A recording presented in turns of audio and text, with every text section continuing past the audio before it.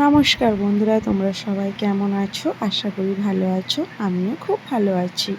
তো আজকে আমার আর একটা নতুন ভিডিওয় তোমাদেরকে স্বাগত। চলো তাহলে রান্না শুরু করা যাক। আজকে রান্না করব পুঁই চচ্চড়ি। তার জন্য পুঁই শাক, এদিকে কুমড়ো, আলু আর বেগুন, এদিকে দুটো পেঁয়াজ, আদা, জিরে বেটে নেব।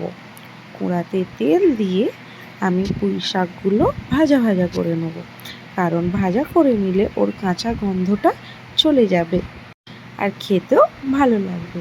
তো দেখো আমার পুঁই শাকটা ভাজা হয়ে গেছে। এবার আমি ওইগুলোকে একটা পাত্রে নামিয়ে নেব।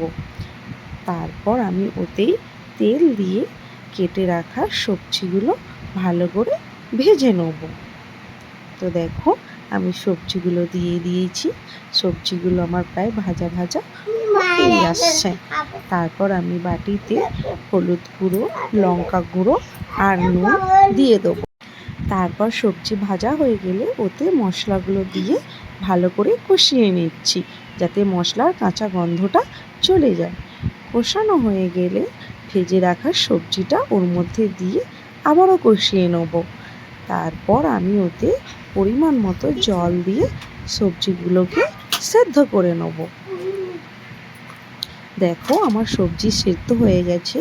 ওটাকে নামিয়ে আমি কড়াতে তেল দিয়ে 5 ফোড়ন, শুকনো লঙ্কা, তেজপাতা আর পেঁয়াজ কুচি দিয়ে ভাজা করে নেব।